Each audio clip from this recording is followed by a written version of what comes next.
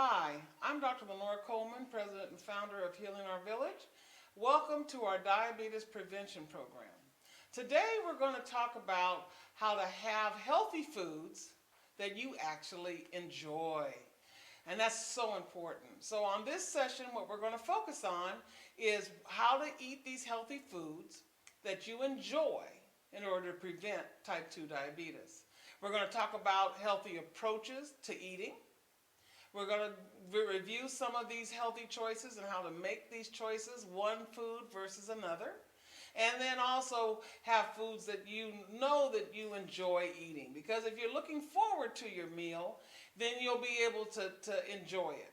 If you don't want to eat it because you know it's not things that you like to eat, then it's not going to be very enjoyable. And you can do that for a short period of time, but you can't do that over the long haul. So here's a couple of tips to start with. When you're hungry, start with some non-starchy veggies or maybe some broth-based soup.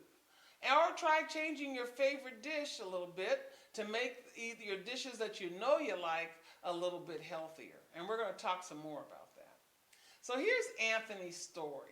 On Wednesday, Anthony was on the go all day at work and he didn't eat lunch. And I know that happens to a lot of you that are out there. Or even take time for a snack. And then he got into his car, he was driving home, and he started feeling very, very hungry. So, when you're very hungry, you may start to feel anxious or confused. You may feel grumpy or lightheaded. You may have a rumbling in your stomach. I'm sure a lot of you have had that before. Or maybe even shaky and weak. So you actually know that you're very hungry. Take a second and just jot down on a piece of paper of those symptoms that we just covered. Which one of those lets you know that you are really hungry? And share that with the class. So, because Anthony was feeling this way, he stopped at a store and bought a bag of potato chips.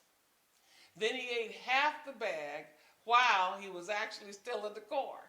Sometimes Anthony eats when he's not very hungry.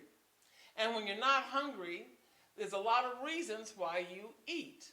Maybe you're sad, or you're anxious, or maybe you're just bored.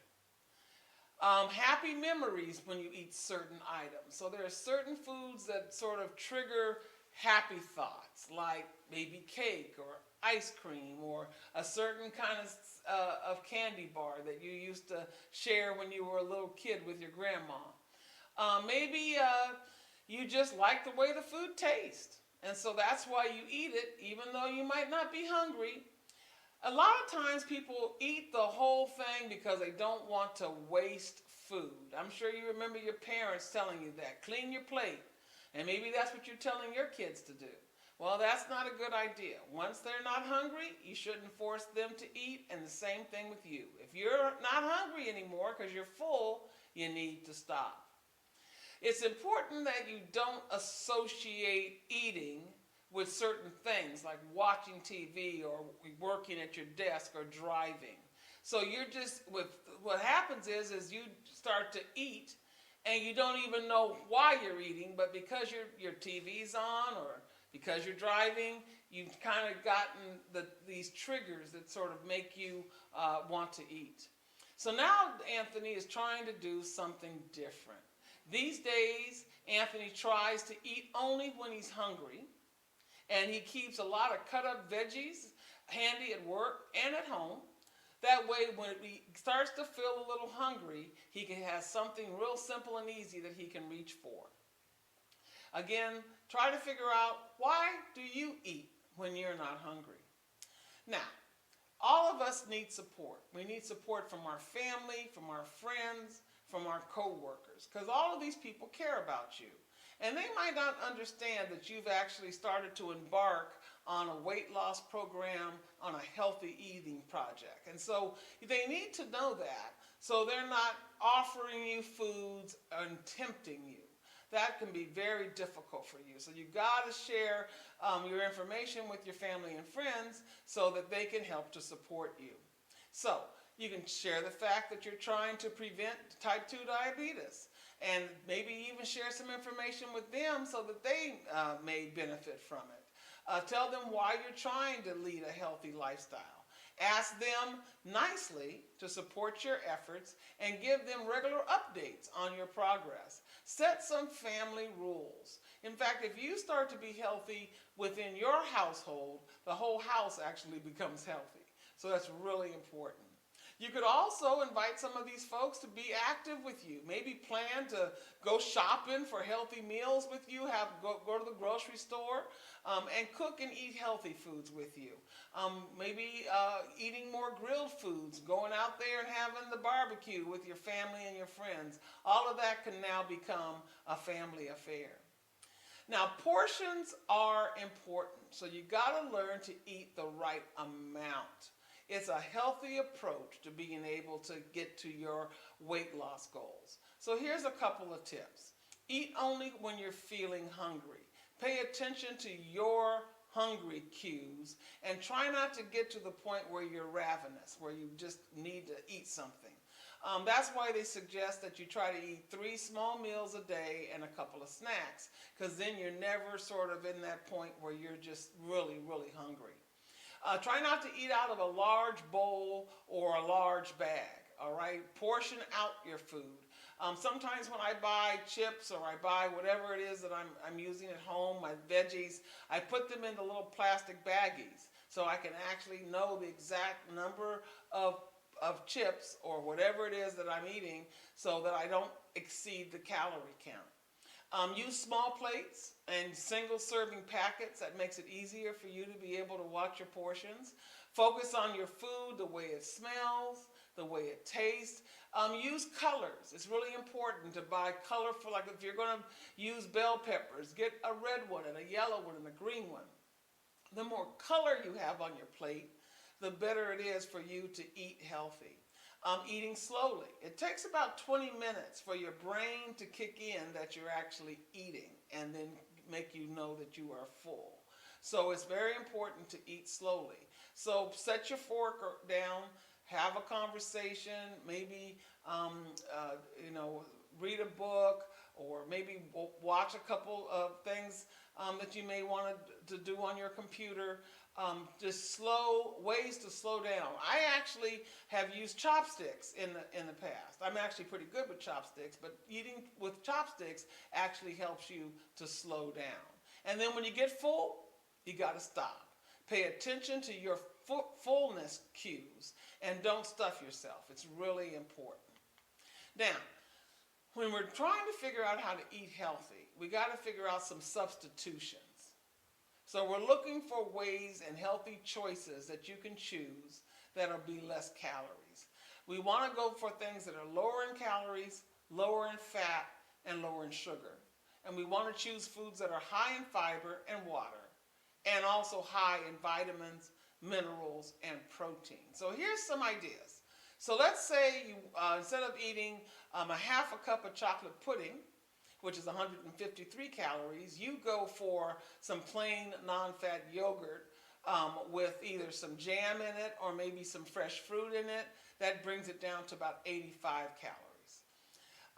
We love nuts. I know I do. And nuts are healthy. A lot of people say, oh, I'm eating healthy, I eat nuts. But they can only eat a small amount. Did you know that a cup of oil-roasted almonds is 953 calories? So instead of doing that, maybe you want to go for a cup of air-popped popcorn, which is only 31 calories. 1 medium serving of a deep-fried French fries. We all know about those French fries. See if we can substitute a salad for that, which is going to be much less in calories. So getting yourself a side salad, you're only looking at about 17 calories in that. 1 slice of pepperoni pizza. Can you believe that 1 slice of pepperoni pizza is 338 calories? Whereas if you had some soup instead, minestrone soup is only 127 calories. A cup of salsa con queso, that's the salsa with cheese dip, that's 179 calories. But if you just eat the plain salsa, then you're able to get 38 calories. So that's a huge difference in calories. And then a cup of orange juice is 122 calories, but if you actually eat the orange, it's much less. It's only 69 calories. Here's a list for you to work on this worksheet. Sit down and sort of now I want you to list those 10 things you really like to eat that you eat throughout the day, and then come up with some other choices to write on the other side of the chart. Things that you will change out so that you can eat healthier and also decrease your calories. Now, for those of you who like to cook, we want you to start thinking about doing what they call a recipe makeover. Since Anthony's doctors told him that he had the risk of type 2 diabetes, and it's so much that he likes to cook, when the doctor first told him that, it really took all the joy out of the food for him. He actually thought that he was going to have to eat a whole lot of raw spinach and vegetables, and he couldn't eat the things that he likes to eat. But you can actually have your favorite dishes. You just have to change those favorite dishes to make them healthier by changing out maybe some of the foods that you're adding to it or the way that you're cooking your favorite dishes. Choose cheeses that may have a strong taste but fairly low in fat, like Parmesan or feta. Choose good quality items. Choose items with a variety, as I said, flavors and colors and textures and scents. That makes that dish more appetizing because it's just so much prettier to look at and also has a better smell. Cook veggies like green beans and broccoli lightly. I actually went out and got a steamer pot. So now I cook all of my vegetables in that steamer right there on the stove. It's really simple. And it doesn't take that long. It's real quick as well. Grill or roast veggies and meat to bring out the flavor. There is nothing better than grilled vegetables. They're so good. Learn new cooking techniques and recipes from books and articles and videos. You know, YouTube has a lot of really good stuff on it to help you learn how to make healthy choices and learn how to cook healthy. And then share these ideas with cooking with your friends and your family. And then try new ingredients and new cuisines. I want to thank you so much for your attention today. We hope you enjoyed learning more about how to have healthy food you enjoy. For more information or some of our other modules and to help you to begin changing your lifestyle, go to www.hovhealth.com, or you can always call Healing Our Village at 800-788-0941. Thank you very much.